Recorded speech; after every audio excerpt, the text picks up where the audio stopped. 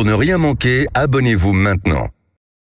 Sud Radio, l'heure libre, 10h-11h, Stéphane Simon, Michel Onfray. Bonjour à tous, c'est l'heure de l'heure libre, une émission en partenariat Front Populaire, le média et Sud Radio. Je suis en compagnie, comme tous les samedis matins de 10h à 11h, de Michel Onfray, philosophe, fondateur de la revue, Bertrand Guyot, rédacteur en chef adjoint de la même revue. Et notre invité ce matin est Laurent Izard, professeur d'économie, essayiste, auteur notamment de La France vendue à la découpe aux éditions de l'Artilleur. Alors aujourd'hui, émission spéciale après la semaine Choose France qui s'est tenue à Versailles, où le président Emmanuel Macron a reçu non moins d'une 200 décideurs du monde entier, dont le très célèbre et très fameux Elon Musk. On a vu défiler Pfizer, Ikea, Nokia, et on a beaucoup parlé de réindustrialisation. On va se demander ce que cachent vraiment les milliards d'investissements étrangers annoncés. Est-ce qu'ils peuvent vraiment aider la France à remonter la pente, et peut-on réellement réindustrialiser et y croire, ou est-ce que c'est de la com? Alors bonjour à tous les trois. Michel Onfray, ravi de vous retrouver. Je voulais vous demander en quoi est-ce important pour Elon Musk de participer à ce sommet, et à votre avis, en quoi est-ce important pour Emmanuel Macron qu'Elon Musk participe à ce sommet? Je n'ai pas très bien compris la présence d'Elon Musk au milieu de tout cet aréopage de grands patrons, un aréopage de gens qui comptent dans le commerce international, on dira. Moi, je pensais qu'il y avait une rencontre en direct, c'est-à-dire qu'Elon Musk allait rentrer dans le bureau d'Emmanuel Macron, qu'ils allaient se parler de choses importantes et essentielles, et qu'en sortirait quelque chose dont on nous aurait dit par la suite ce qu'il était, ce quelque chose. En fait, non, j'ai vu des images, et on voit une quinzaine de personnes qui virevoltent dans une grande salle, et Macron passe de l'un à l'autre. Donc j'ai pas très bien compris. Je ne sais pas quel intérêt a Elon Musk. Alors je vois bien l'intérêt de Macron. Macron, il dit voilà, je suis un chef d'entreprise, je suis à la tête de la Startup Nation. Je viens demander à mes amis patrons de penser à la France. La France se porte bien ces temps-ci. Regardez ses poubelles, regardez ses rues, regardez ses manifestations. Tout est bien. Investissez chez nous. Mais Elon Musk, c'est l'homme le plus puissant du monde, c'est l'homme le plus riche du monde, c'est l'homme qui fait plier finalement l'État américain, enfin du moins que l'État américain subventionne. Il a l'intention d'aller sur Mars. Il est avec Neuralink en train de supprimer la civilisation pour fabriquer un homme nouveau, je dirais, et il s'en vient rencontrer Emmanuel Macron. Ouais. Sauf imaginer qu'il y a un intérêt à rencontrer le chef d'un État qui est de moins en moins État. Je n'ai pas très bien compris cet événement. Alors Laurent Izard, est-ce que c'est pour vous une bonne nouvelle ce genre de sommet?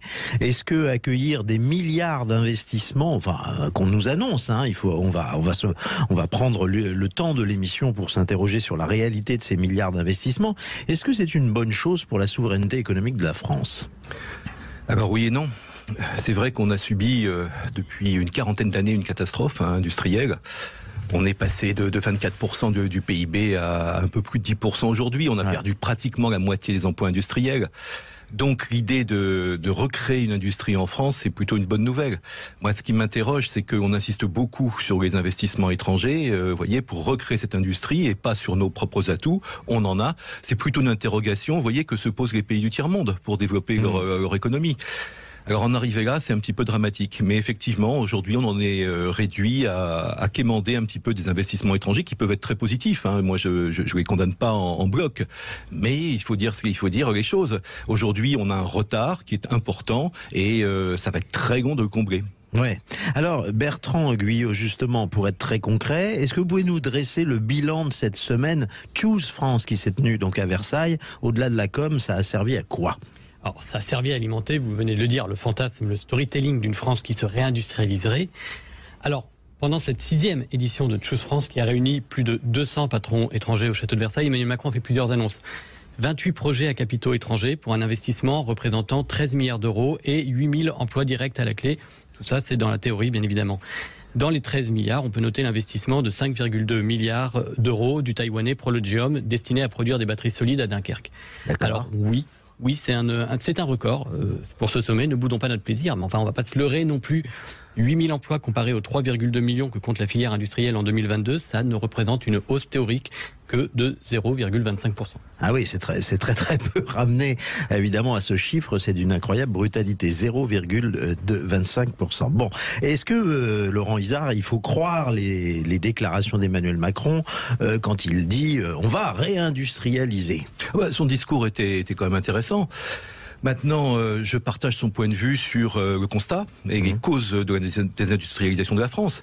Mais après, il y a une espèce de, je dirais, d'autocongratulation qui me paraît fortement optimiste, si vous voulez, pour la suite. Il y a un frémissement industriel, mais il y a 2 rapports, par exemple, de Ernst & Young et puis de la CNUSED, qui montrent qu'en réalité, on n'est pas le premier pays d'accueil des investissements étrangers en Europe, qui montrent que, en réalité, il y a très peu d'usines qui ont été créées. Alors, il y en a eu pas mal en 2021, mais moins en 2022. On est sur une pente descendante, en réalité. Et puis, il y a très peu d'emplois qui ont été créés. Ouais, parce que il faut rappeler à nos auditeurs que c'est la 6e édition, oui, absolument. 6e édition de Choose France, et on n'a pas vu beaucoup le paysage industriel français changer. Non, parce qu'une fois encore, ça prend beaucoup de temps.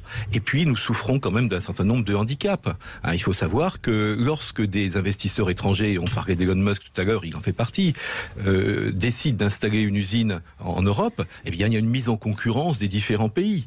Et la France, je disais des atouts, mais elle a aussi des handicaps. Et ce qui est terrible, c'est qu'on a un nouveau handicap, là, depuis peu de temps, c'est le coût de l'énergie, qui peut faire fuir les investisseurs étrangers. Ah oui, parce que, rappelez-nous, l'énergie en France coûte beaucoup plus cher en comparaison à l'énergie espagnole. Il y a quelques années, on avait l'électricité la moins chère d'Europe. Et c'était un atout considérable. Et puis, c'est vrai qu'on a un petit peu, sous la pression des écologistes, laissé de côté le nucléaire. Et aujourd'hui, voilà, on est face à un constat. On n'arrive pas à fournir suffisamment. On est obligé d'importer. Et on a une électricité qui est très chère. Et puis, il faut dire ce qu'il y a aussi. Les injonctions de l'Europe concernant EDF n'ont pas plaidé, n'ont pas permis, je dirais, d'encaisser le choc facilement. Alors, est-ce que quand on parle de réindustrialisation de la France, est-ce que les investisseurs, quand ils sont étrangers, c'est une bonne ou une mauvaise chose? C'est une question un peu basique, un peu au ras des pâquerettes que je vous pose. C'est une très bonne question en réalité. Ah bon? Ce que je pense, c'est que on doit faire une distinction, si vous voulez. Il y a 2 sortes d'investissements étrangers. Et il y a d'abord des investissements de prédation, pur et simple. Souvent des investissements financiers, parfois des investissements industriels, mais qui ont pour but finalement de capter des brevets, de capter des technologies, et l'entreprise rachetée, et après dépecer, on garde ce qui nous plaît, et puis on vend la découpe ce qui nous plaît pas. C'est ce qui est arrivé par exemple à Péchinet et à quelques autres grands groupes français. Et puis, il y a d'un autre côté des investissements qui sont utiles. On est content lorsqu'on accueille une entreprise étrangère qui vient installer des usines en France plutôt qu'en Allemagne, en Espagne ou en Italie. Alors ça peut être vrai pour une usine, c'est vrai aussi pour un parc de loisirs. Vous voyez. Le problème, c'est qu'il faut faire attention à une chose quand même, c'est que les usines qu'on va créer en France à la suite d'investissements étrangers, il faudrait quand même pas qu'elles concurrencent excessivement les entreprises françaises. Or, on l'a vu par exemple avec le plan France Relance, mais il y a très peu de temps, on a saupoudré des subventions publiques et on a subventionné des entreprises étrangères qui ont mis en difficulté leurs concurrents français. Donc il faut faire très attention quand même. Oui. Michel Onfray, on a l'impression qu'il y a quand même beaucoup de communication qui se joue et que on ne sait pas bien trier le bon grain de livret dans ce type d'investissement que l'on ouvre comme ça. N'oubliez pas que Emmanuel Macron nous a fait savoir qu'il se proposait en 100 jours de redresser son image. Je pense que ce genre de choses fait partie du redressement d'image. C'est de la communication. D'abord, une remarque sémantique, ça s'appelle Choose France. On ne pas choisissez la France, c'est Choose France. Déjà bien en anglais, c'est-à-dire on parle la langue de l'occupant en leur disant, si vous voulez bien, vous êtes les bienvenus ici. Moi je pense à tous les petits patrons français, à tous les artisans, à tous les commerçants, à tous ces gens à qui on rend la vie absolument impossible, à qui on pourrait faire des vraies propositions, qu'on pourrait vraiment rencontrer en disant mais comment est-ce qu'on peut faire pour que vous puissiez vous en sortir, vous sauver votre commerce et puis surtout embaucher. et puis embaucher. C'est-à-dire qu'on aurait probablement, en choisissant la France, disons-le en français, en n'allant pas chercher des investisseurs internationaux qui de toute façon dans le libéralisme international, dans le contexte du libéralisme international, ont évidemment intérêt à aller partout ailleurs qu'en France. C'est plus facile d'aller investir en Chine ou d'aller investir dans les pays du Maghreb où le coût du travail n'est pas le même, où les syndicats ne sont pas aussi puissants, où le droit du travail n'est pas aussi puissant. Donc je vois pas trop l'intérêt pour quelqu'un comme Elon Musk qui veut faire des bénéfices, de dire je vais rentrer dans le carcan français, dans le carcan juridique du droit du travail français, en allant ouvrir une entreprise française. Si encore il y a quelque chose qui est spécifiquement français, je veux dire l'un des métaux rares qui se trouve dans un sous-sol français, il est bien évident que dans ces cas-là, il peut investir en France. Mais sinon, il y a aucun caractère attractif en France, alors que cette préférence internationale se fait au détriment d'une préférence nationale. Moi, je serais pour qu'on aille voir les gens qui ont des difficultés aujourd'hui, qui ne demandent qu'à travailler, qui ne demandent qu'à embaucher, qui ne demandent qu'à créer des emplois. Et là, pour le coup, ne serait pas dans les 0,25%, mais ou dans les 8000 créations d'emplois. On se dit, oh là là, vous vous rendez compte, plusieurs millions de chômeurs en France et on va faire tout un battage parce que une boîte étrangère va créer 8000 emplois. C'est très bien 8000 emplois. Et moi, je pense qu'il y a une capacité française nettement supérieure à ça si vraiment on est capable de dire on est le chef de l'État français, on n'est pas le patron d'une espèce de start-up nation en disant je vais demander aux patrons internationaux qu'ils viennent investir en France. Il n'y a aucune raison d'investir en France, sauf si le travail suppose qu'effectivement on ne peut pas faire les choses ailleurs qu'en France. Sinon, effectivement, le travail est nettement plus intéressant dans une logique de dérégulation et de déréglementation dans des pays où les droits de l'homme ne sont pas très respectés. Le droit du travail existe à peine et les gens travaillent une dizaine d'heures dans une journée pour quelques menus monnaies. Alors, travailler au pays, pourquoi est-ce que c'est si important? Est-ce que l'on vend la France à la découpe? On va continuer de parler de tout cela dans un instant sur Sud Radio. Sud Radio, l'heure libre, 10h-11h, Stéphane Simon, Michel Onfray. Il est 10h15, 16 même maintenant, de retour donc dans l'heure libre, votre nouveau rendez-vous radio, tous les samedis matins de 10h à 11h, en partenariat Front Populaire et Sud Radio. Je suis toujours en compagnie de Michel Onfray, fondateur de la revue Front Populaire, Bertrand Guyot, rédacteur en chef adjoint, et notre invité est Laurent Izard, essayiste, professeur d'économie et auteur de La France vendue à la découpe, paru aux éditions de l'Artilleur. Alors aujourd'hui, on revient sur cette semaine Choose France. Michel Onfray nous rappelait qu'on aurait pu tout simplement l'appeler Choisissez la France, où le président Emmanuel Macron a reçu 200 décideurs du monde entier, dont le fameux Elon Musk. On parle donc de réindustrialisation aujourd'hui, et on se demande à quoi ce type de sommet sert. Alors, avant de poursuivre dans notre thématique, je voulais qu'on revienne sur un indicateur très important, c'est la balance commerciale de la France. Parce que j'ai découvert récemment que nous battions un record et que malheureusement ce record n'est pas dans l'excédent, mais dans le déficit. Bertrand Guyot, quel est le vrai bilan du commerce extérieur français ?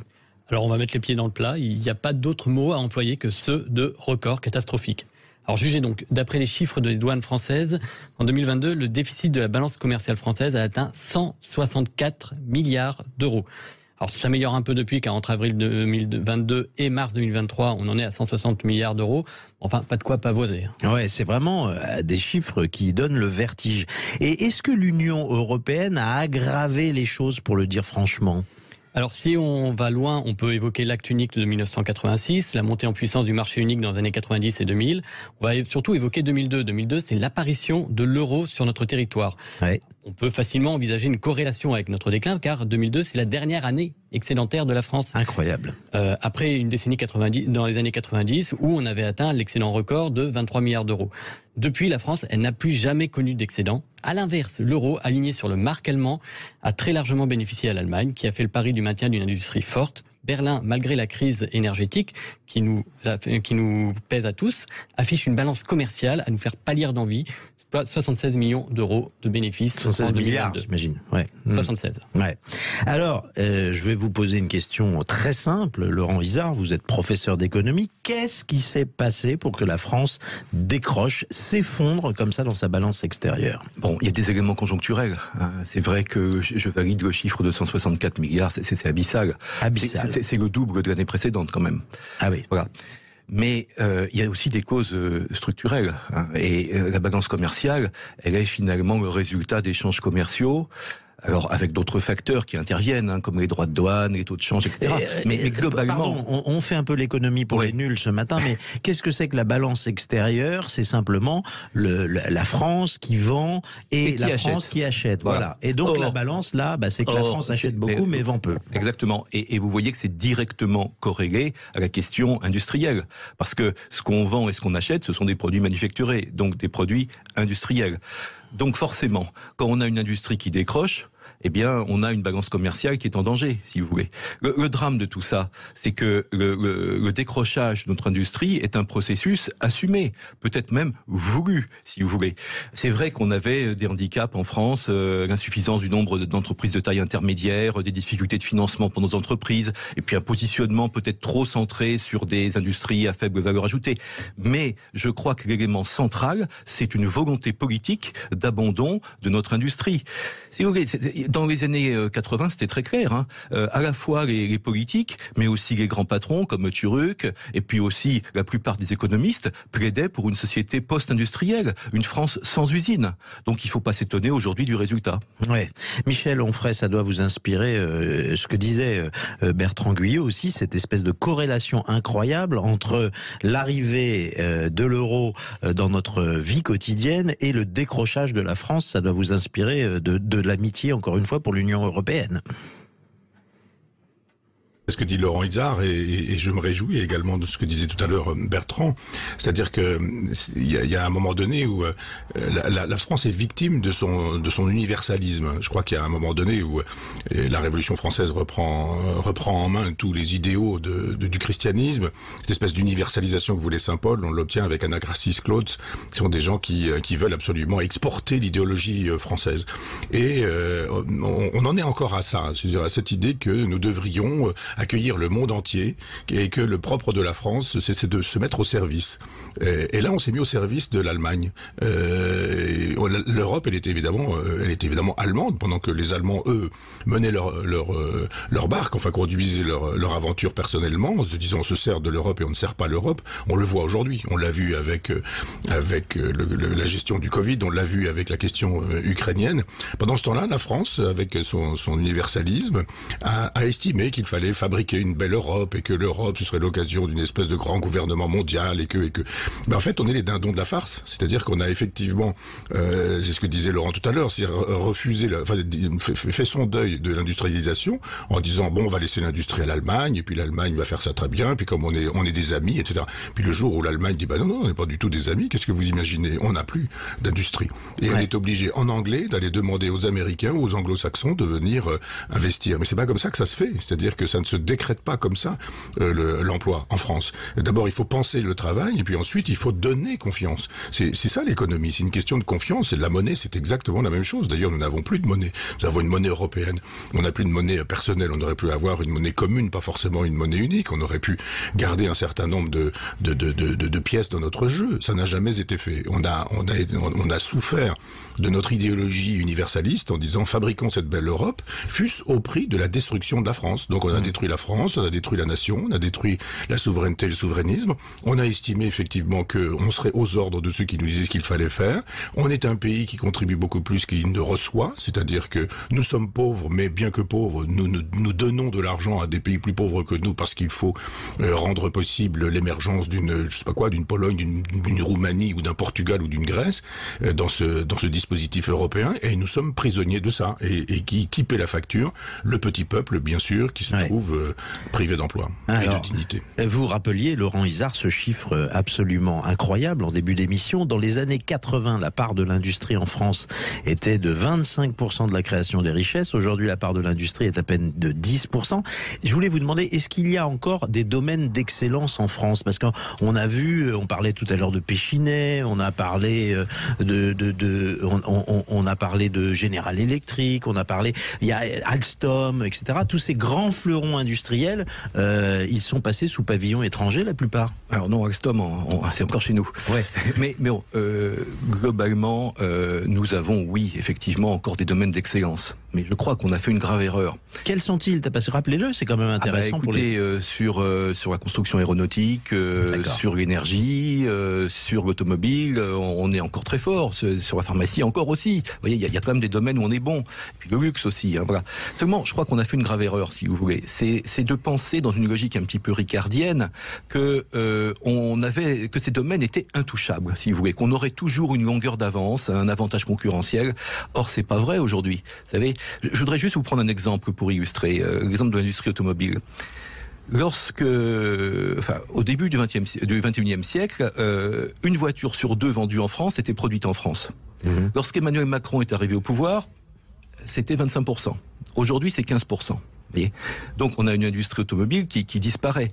Et le passage au tout électrique imposé par l'Union européenne est une véritable catastrophe. C'est un sabordage industriel.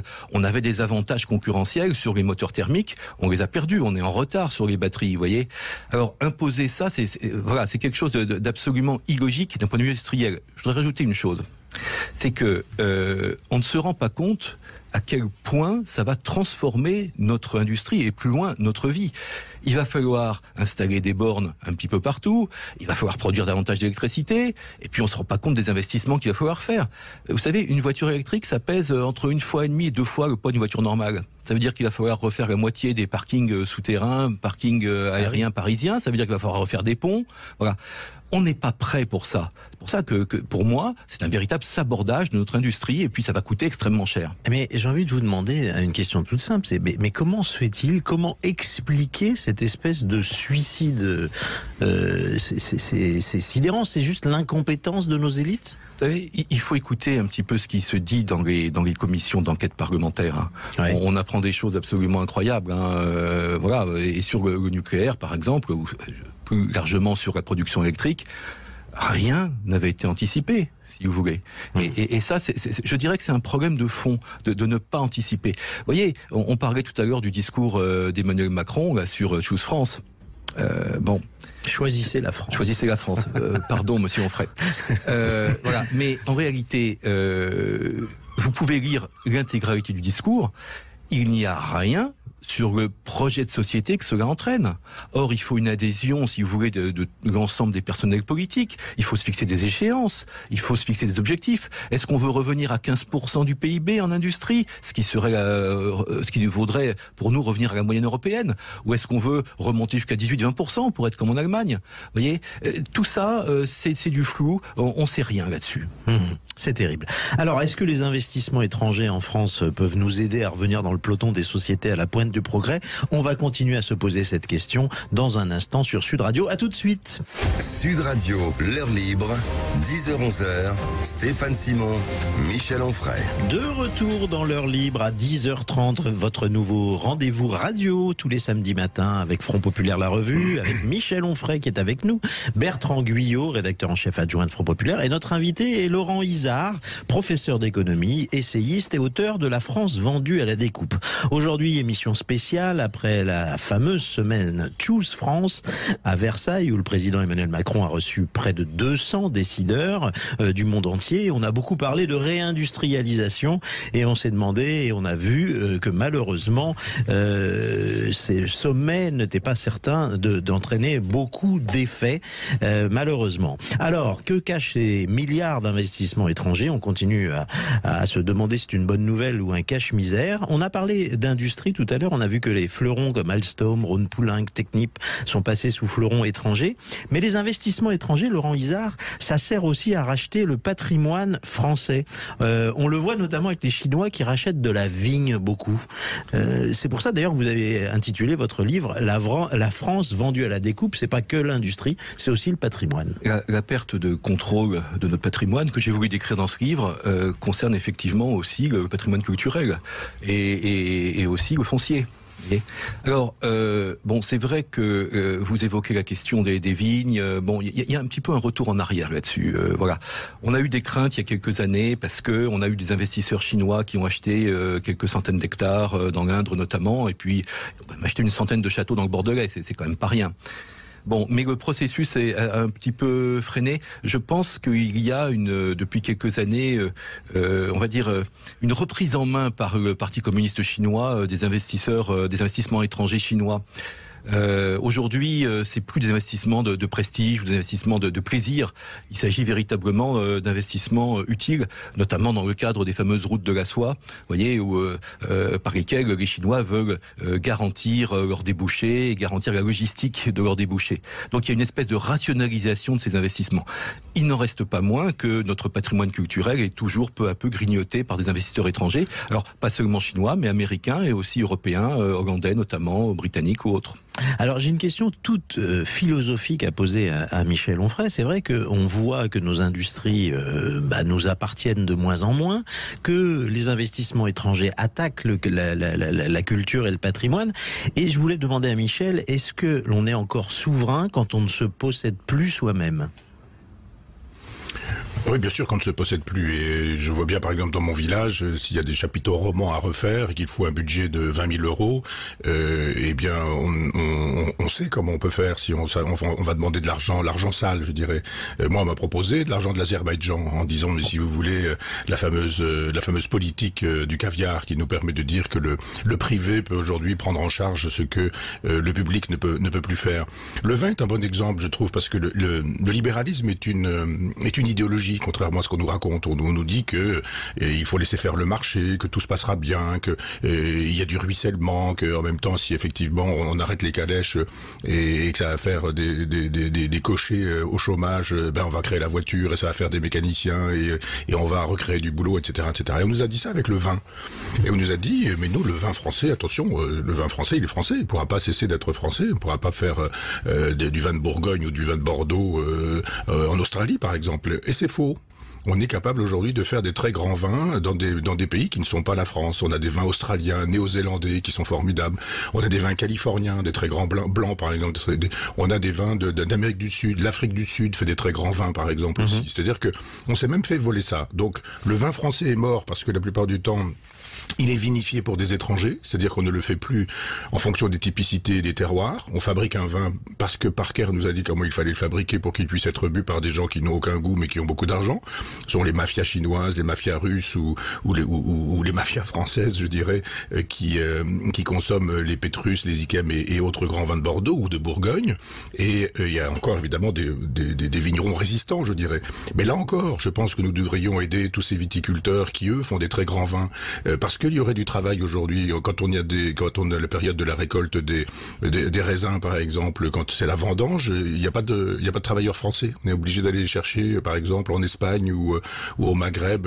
On n'aide pas les paysans qui fabriquent du vin, les viticulteurs, alors qu'on pourrait là aussi créer des emplois si on avait effectivement un autre rapport au travail, un autre rapport au travail salarié, un autre rapport aux charges, pour faire de telle sorte que sur place nous pourrions refaire un vin qui serait vraiment français. Faire de telle sorte que, avec les histoires d'héritage, il y a parfois des gens qui sont obligés de vendre les vignes parce qu'ils ne peuvent pas garder quand ils héritent. C'est trop compliqué d'un point de vue fiscal. S'il y avait une fiscalité sur ce terrain-là, on pourrait maintenir des domaines, maintenir une excellence, faire de telle sorte qu'on puisse avoir des tailleurs de pierre qui puissent travailler à la restauration des monuments. On voit bien dans quel état sont les églises aujourd'hui en France. Enfin, il y a vraiment un grand chantier. On n'a pas besoin de choisir d'aller chercher des patrons qui parlent anglais pour refaire la France, pour refaire de l'emploi en France, si on est capable, là où on est, sur notre terrain, de dire, allez hop, dans les villages, dans les villes, dans les régions, en travaillant avec les patrons des régions, on peut refabriquer de l'emploi pourvu qu'on le veuille, pourvu qu'on ait la volonté. Mais je ne pense pas que Macron et les Maastrichtiens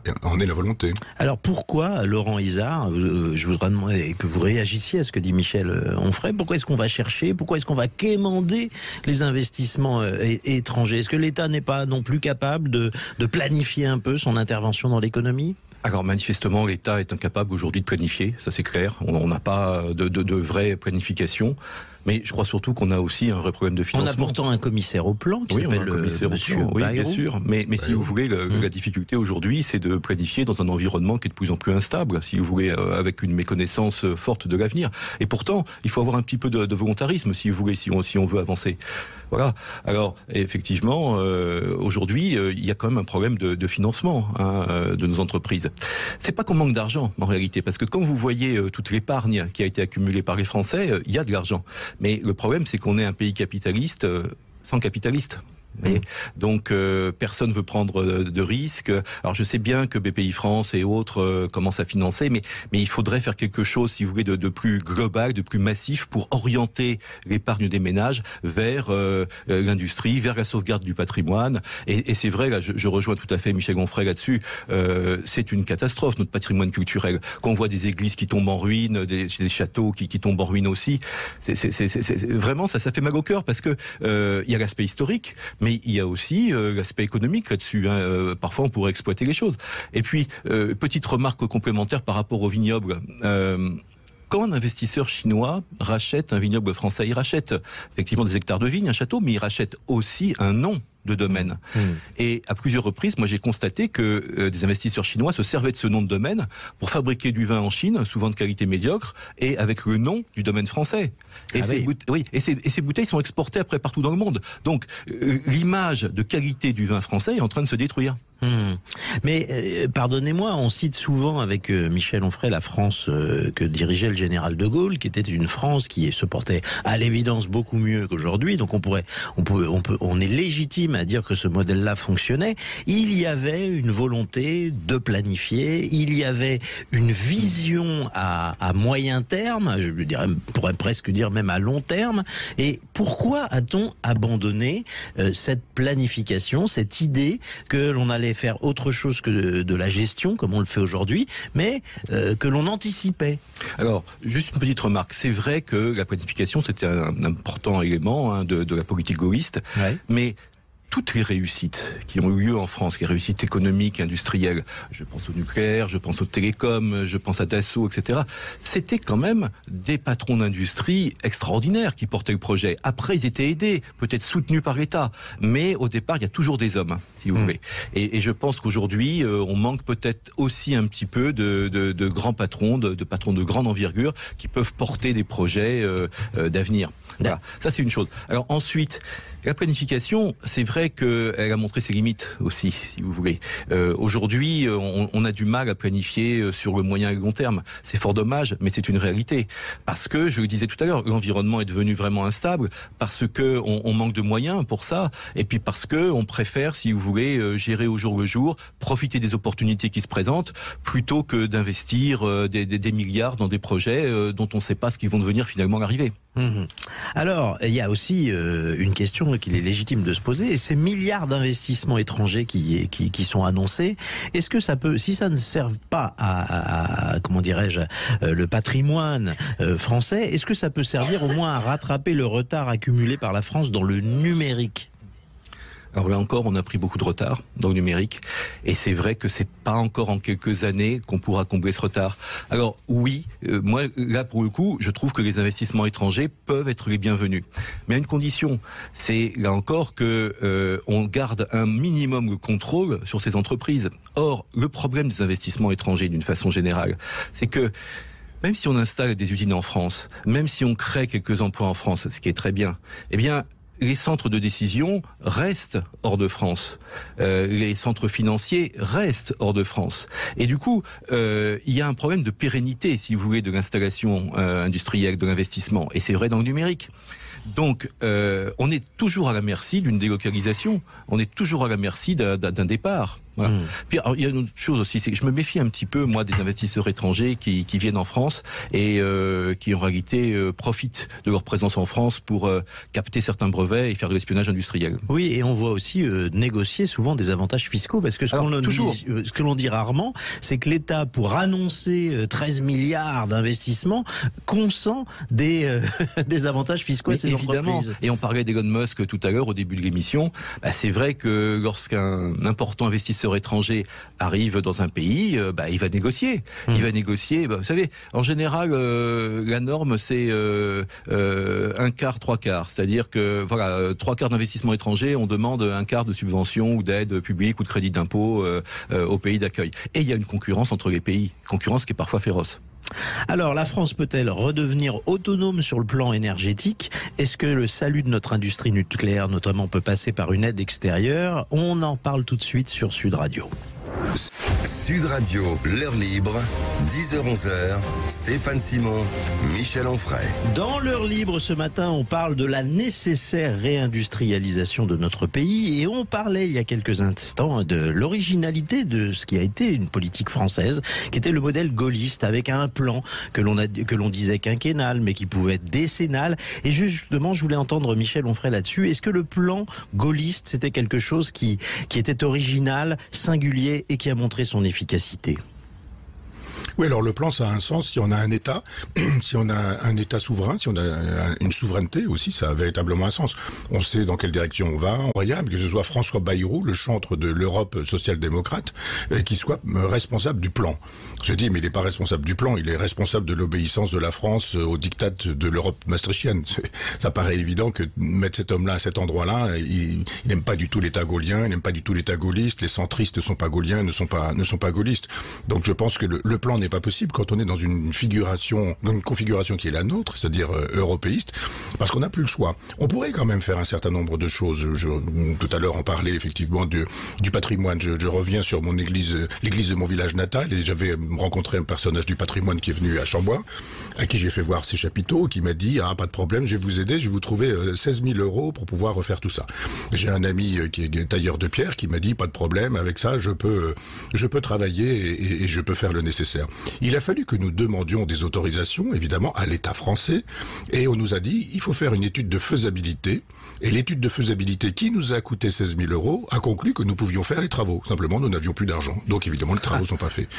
Donc, on se dit, voilà à quoi ressemble l'État français, voilà à quoi ressemblent les fonctionnaires, la bureaucratie. Alors, quand je dis fonctionnaires, je ne pense pas aux instituteurs, institutrices, je ne pense pas aux infirmières, aux policiers, aux gendarmes. Ça, ce sont des fonctionnaires nécessaires, et je salue ces fonctionnaires-là.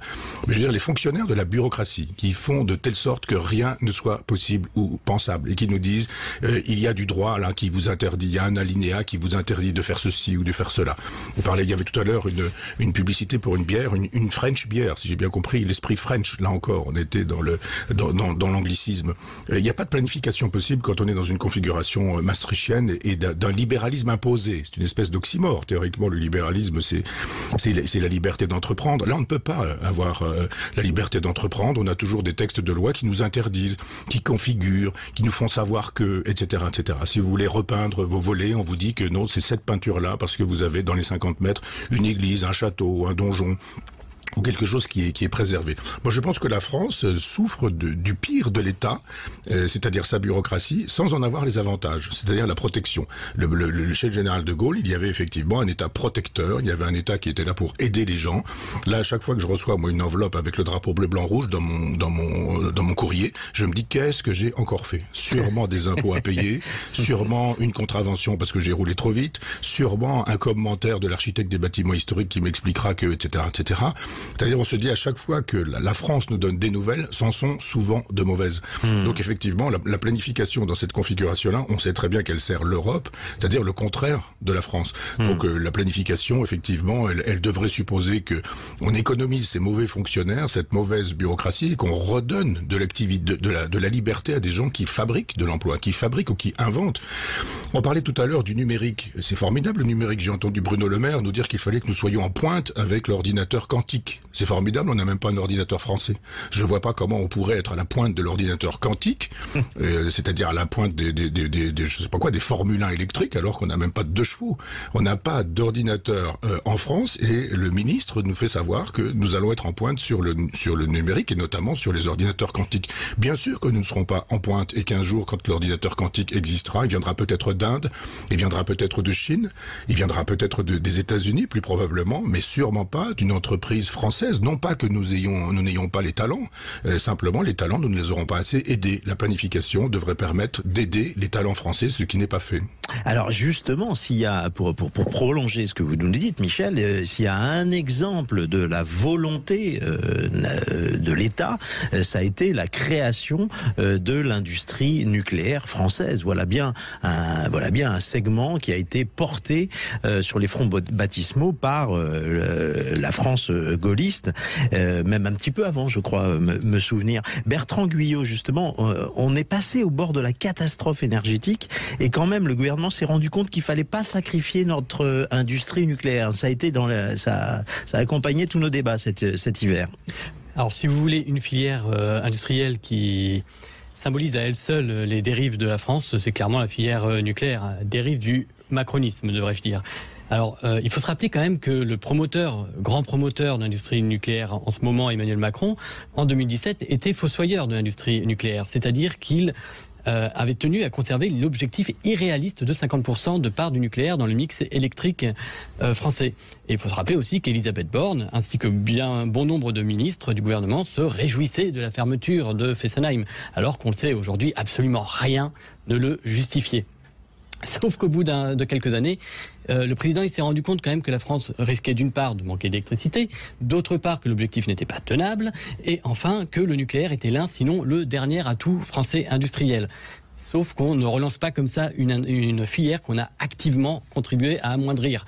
J'ai juste envie de vous citer rapidement les propos de l'ancien patron d'EDF, Jean-Bernard Lévy, aux universités d'été du MEDEF en août 2022. Il était question de pénurie de main-d'œuvre, notamment de soudeurs pour des cas de corrosion sous contrainte. Pourquoi on n'a pas assez d'équipes formées ? Parce qu'on nous a dit que le parc allait décliner, a-t-il dit, et il avait conclu, nous, avec la filière, nous n'avons pas embauché des gens pour construire 12 centrales, nous en avons embauché pour en fermer 12. Alors, incroyable. Et juste très rapidement, pour parvenir à relancer le nucléaire en termes de main-d'œuvre, il faudra recruter 100 000 personnes en 10 ans, c'est pharaonique. C'est pharaonique. Et j'ai envie de vous poser une petite question vicieuse. Est-ce que l'Europe ne nous a pas mis un peu des bâtons dans les roues dans la sauvegarde de notre industrie nucléaire ? Oh, bien évidemment, bien évidemment. Et heureusement, on espère pas trop tard d'ailleurs, la France semble vouloir enfin prendre la tête d'une alliance du nucléaire réunissant 15 États européens que l'Italie, pourtant anti-nucléaire, vient de rejoindre. Donc ça, c'est un point positif. Alors, je dis heureusement, car depuis 10 ans, une partie de l'UE, bien aidée par la naïveté française, sa fascination, bien étrange d'ailleurs pour le modèle allemand, veut certainement nuire au nucléaire français. Alors, on peut parler de la taxonomie, on peut parler de la directive sur le renouvelable, on peut parler de l'hydrogène, on peut parler des objectifs bas carbone. Sur chaque sujet, la France doit livrer une bataille acharnée face au camp incarné par Berlin dans ce dispositif. Et quand elle remporte une victoire, c'est souvent une victoire à la Pyrrhus, le nucléaire étant souvent classé comme une énergie de transition et non une énergie stable. C'est symptomatique, Michel. L'Europe a finalement été un frein pour la réindustrialisation de la France, souvent, mais dans le cas présent, dans l'industrie nucléaire, c'est fascinant de voir comme cet exemple concentre tous les maux actuels. Oui, je stigmatisais tout à l'heure la bureaucratie. Je pense qu'il faudrait stigmatiser l'idéologie également. Moi, ça fait des années que je défends le nucléaire et ça fait des années que mes amis de gauche me disent que je suis de droite justement parce que je défends le nucléaire. Et je trouve formidable aujourd'hui qu'ils se mettent à défendre à nouveau le nucléaire. Mais on sait bien que le nucléaire, c'est une variable d'ajustement. C'est une variable d'ajustement de géostratégie ou de géopolitique, de politique internationale. Il fallait que nous nous montrions des bons élèves de l'Allemagne. Donc l'Allemagne est l'un des Verts très puissants et les Verts, ce sont eux aussi des variables d'ajustement pour des raisons électorales et électoralistes. Nous avons fait plaisir à l'Allemagne, c'est-à-dire Fessenheim, c'est pour faire plaisir à l'Allemagne qu'on a décidé qu'il fallait la fermer, ce qui est quand même assez insupportable. C'est-à-dire que l'État français puisse faire une politique en faveur de l'Allemagne, c'est-à-dire d'un pays étranger, et en défaveur de son propre pays, c'est-à-dire en défaveur des Français. Et on sait bien que les écologistes, peu ou prou, sont entre 4 ou 5%, ou 12 et 13%, et qu'il faut compter avec eux dans des dispositifs de gauche pour parvenir au pouvoir ou pour s'y maintenir. Donc on leur promet 2 ou 3 choses, et à un moment donné, sans manger pas de pain, on leur a dit, bon, à vous, on propose le pot catalytique. Souvenez-vous du pot catalytique, plus personne n'en parle aujourd'hui. Maintenant, ce sont les voitures électriques. Et Laurent Isard disait très bien tout à l'heure, tout tout ce qu'il faudra dire un jour sur ces voitures qui pèsent beaucoup plus lourd, donc sur lesquelles des contraintes pèsent, sur les pneus desquels les contraintes pèsent, c'est-à-dire qu'il y a aujourd'hui une pollution qui est faite à partir du caoutchouc des pneus, dont les écologistes ne parlent pas du tout, c'est-à-dire que les pneus sont beaucoup plus polluants avec des voitures électriques qu'avec des voitures thermiques. Alors ça, les écologistes, on les entend pas du tout sur ce terrain-là. Mais moi, je vois bien, par exemple, puisque j'habite en Normandie, comme chacun le sait, tout ce qui s'est passé dans la Hague, à Flamanville, ou avec l'EPR. Mais l'EPR, c'est sidérant, c'est assez emblématique de ce qui se passe en France. On n'arrive pas à finir cette usine, c'est incroyable. Et puis surtout, c'est le budget multiplié par je ne sais combien. Tout ça parce qu'effectivement, notre politique n'est plus souveraine. Ouais, mais vous êtes d'accord avec Michel Onfray, le nucléaire est assez caractéristique des travers aujourd'hui qui pèsent sur notre pays. Hein. Oui, tout à fait. Et j'ajouterais juste un élément. Il y a quelques années, on avait les entreprises les plus performantes en matière nucléaire. Et un jour, eh bien, on a vendu Alstom Power aux Américains. À ce moment-là, on n'avait plus la possibilité de faire une offre commerciale complète d'une centrale nucléaire à l'étranger. Parler de balance commerciale, c'est un élément important. Voilà. Et le fait de vendre les turbines Arabelle, Alstom Power aux Américains, ça a entraîné une perte de souveraineté extrêmement importante parce que au-delà des centrales nucléaires, ces turbines équipent aussi une partie de nos sous-marins nucléaires, de nos navires. Alors, vous voyez, ça a donné la possibilité aux Américains de mettre la France dans le noir du jour au lendemain, s'ils le souhaitaient. En termes de souveraineté, c'est une catastrophe. Alors, on est en train de racheter Alstom Power, une partie d'Alstom Power, et on la rachète beaucoup plus cher qu'on l'a vendu, on a perdu des brevets, c'est une très mauvaise opération. Voilà. Et quand on voit Emmanuel Macron qui ensuite vient se vanter d'avoir racheté Alstom Power à Belfort, c'est quand même quelque chose d'incroyable. C'est absolument incroyable. Et quand on vous dit, avec Michel Onfray depuis 3 ans à travers la revue Front Populaire, que le mot souveraineté est un mot essentiel pour conduire évidemment une politique internationale, ça s'entend, mais également pour conduire une politique économique, on en a eu la démonstration ce matin. Ouais, moi j'ai une conviction, c'est que quand on n'est pas souverain, indépendant économiquement, on ne peut pas l'être politiquement. Eh bien, ce sera la conclusion. Merci à tous les trois. Je vous donne rendez-vous sur nos environnements digitaux, ceux de Sud Radio, de la chaîne YouTube de Sud Radio, et sur frontpopulaire.fr. À samedi prochain pour une prochaine heure libre. Tout de suite, c'est On parle auto sur Sud Radio avec Jean-Luc Moreau et Laurence Perrault. Merci à tous. Bonne journée.